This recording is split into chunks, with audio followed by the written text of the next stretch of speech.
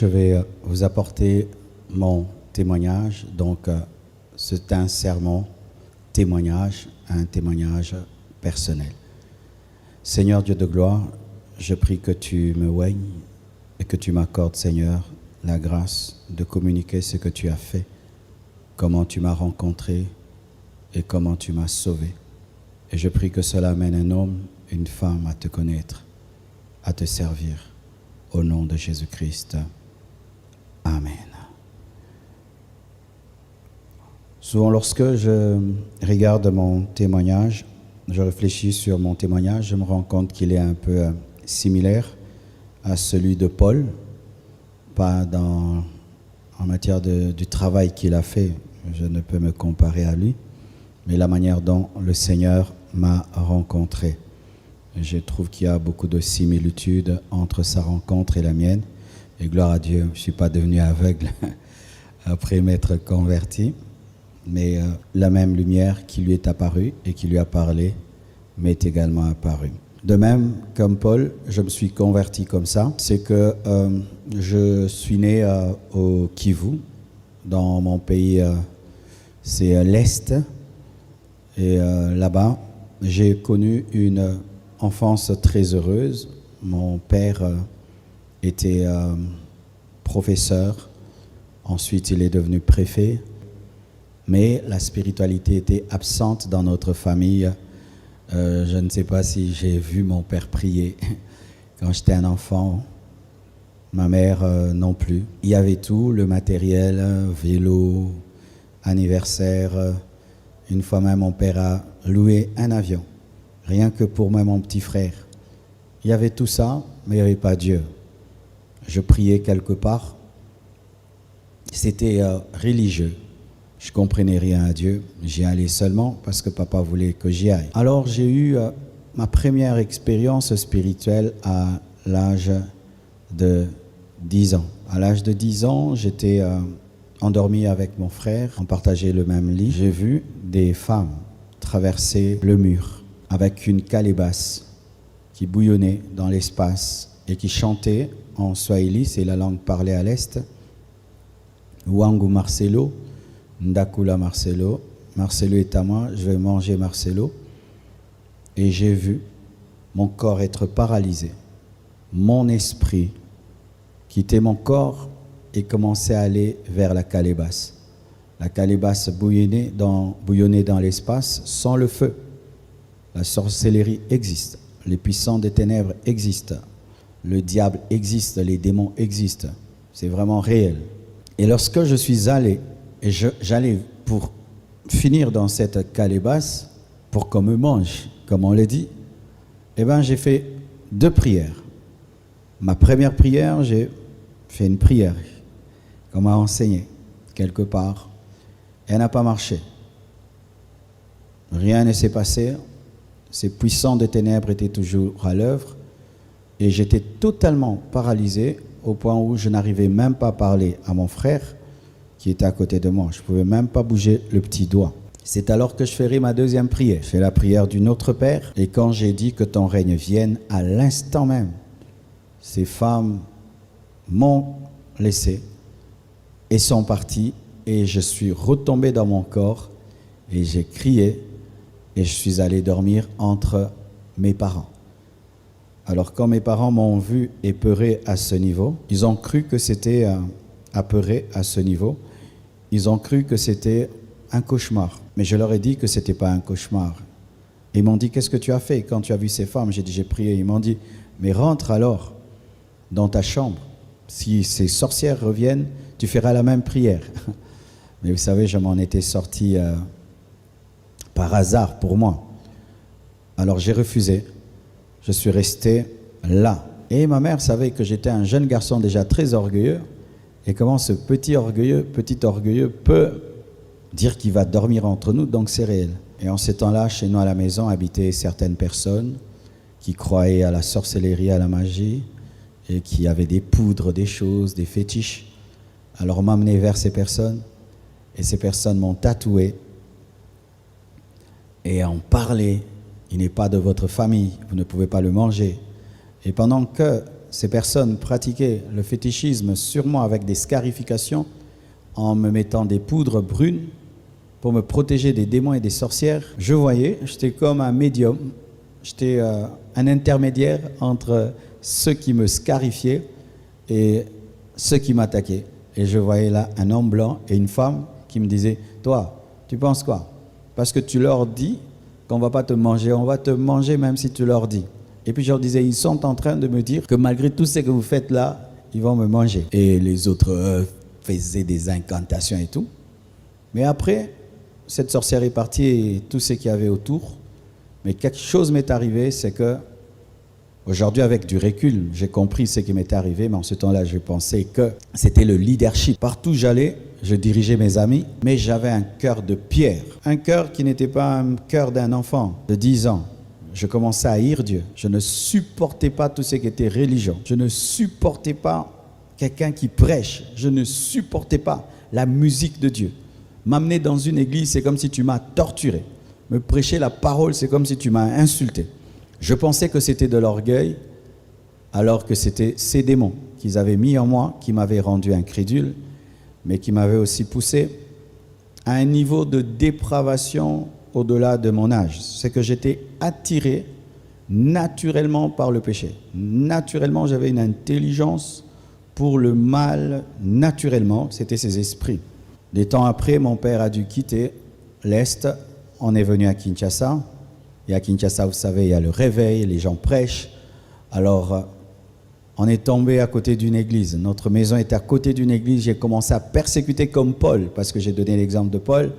J'ai commencé à persécuter le pasteur. Je lui mettais des baffles, et je mettais de la musique mondaine. Et quand il se fâchait, je lui disais, « Pasteur, que ton Dieu t'achète des baffles ?» Des fois, certains de ses collaborateurs me maudissaient. Et j'ai grandissé comme ça, jusqu'à ce qu'un jour, je suis tombé sur la pornographie.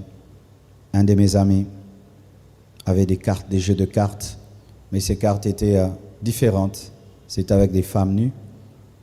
Et il m'en a donné 2 ou 3 cartes. C'était mon premier véritable contact avec la pornographie. Avant, quand j'étais enfant, c'est vrai des fois, mais c'était vraiment le vrai contact. Et j'avais découvert que lui, ses parents avaient des films à la maison.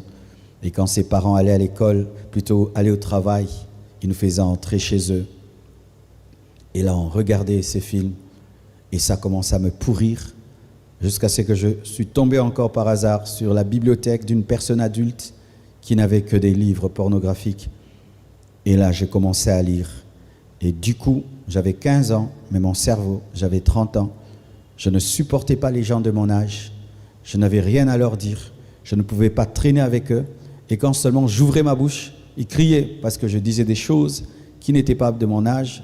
En ce temps-là, j'en étais fier, mais j'étais pourri. Alors, à la fois, ces esprits qui m'avaient mis dans mon corps pour me protéger des sorciers, de 2, très jeune, je suis tombé sur de la littérature pornographique. Ce mélange-là avait fait vraiment de moi une personne fermée à Dieu, opposée à Dieu. Pire encore, il y avait l'orgueil de la peau, parce qu'en ce temps-là, quand tu es métissé, tu te trouvais un peu supérieur aux autres, et les amis t'enflent la tête, les filles t'enflent la tête, donc tu as de l'orgueil.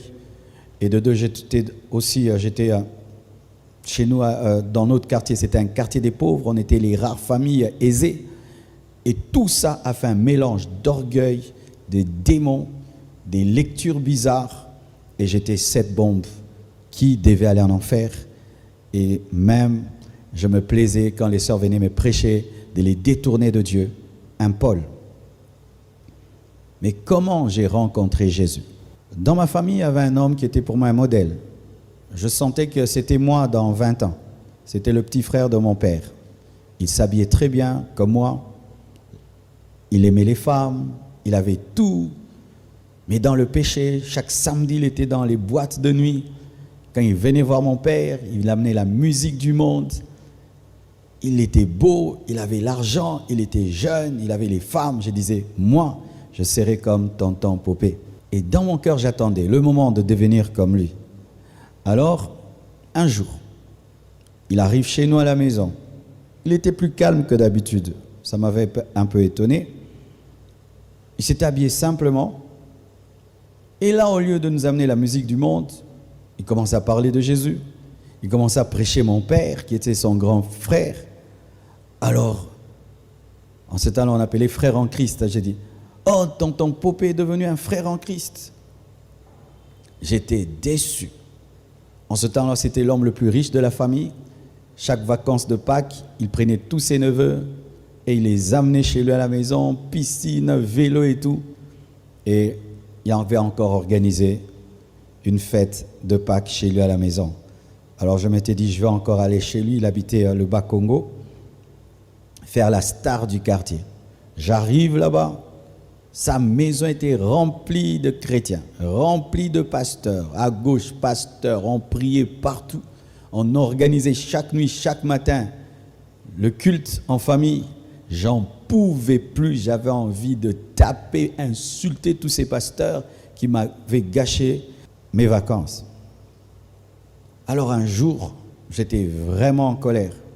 Et malgré qu'il y avait la prière dans la famille, à la maison, j'avais décidé de sortir, d'aller rencontrer l'une de mes copines.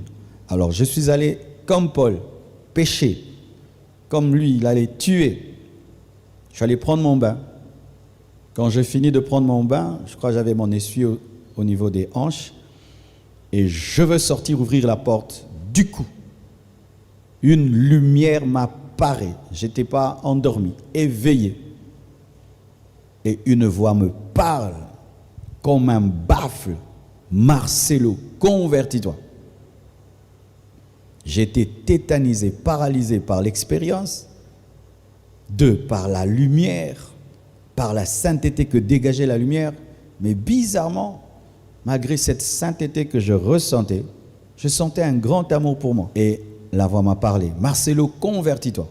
Et c'était étonnant que Jésus puisse connaître mon nom. Pour moi, comment mon nom sort d'une lumière? Et je réponds à la voix, on se convertit comment? Et là, je pleurais. Et la voix me répond, souviens-toi des paroles de mon serviteur Jean. Jean, c'était un pasteur qui m'aimait beaucoup, malgré tout le mal que je lui faisais, le ridiculisais. Il ne lâchait jamais. Et j'avais dit un jour à Jean, tellement qu'il tenait à ce que je donne ma vie à Jésus, j'avais dit à Jean, j'aimerais bien, mais c'est impossible. J'ai le mal en moi, je me connais. Je ne peux pas être chrétien comme toi. Je peux l'être 2 jours, 3 jours, mais après, je vais rentrer. Alors moi, j'aime pas mal faire les choses. Alors au lieu d'être chrétien aujourd'hui et demain l'abandonner, je préfère demeurer un païen. Donc je prêchais à Jean le salut par mes œuvres. Et Jean me dira, Dieu ne te demande pas de te transformer toi-même, Dieu te demande de faire un pas, le pas de la foi. Fais un pas et Dieu fera le reste. Toi, crois seulement et Dieu va te transformer. Et la voix de Jésus me rappelle ce que Jean m'avait dit. Je ne me suis pas converti comme Paul. Paul n'a pas fait une prière d'acceptation. Seigneur Jésus, viens dans ma vie. Et moi, je n'ai pas fait une prière d'acceptation. Mais j'ai eu seulement la révélation et j'ai cru. Quand seulement cette voix m'a dit ça, elle a disparu. Je suis sorti de ma salle de bain, né de nouveau, changé, transformé, né de nouveau. C'est-à-dire un païen est entré dans la salle de bain et un chrétien en est sorti.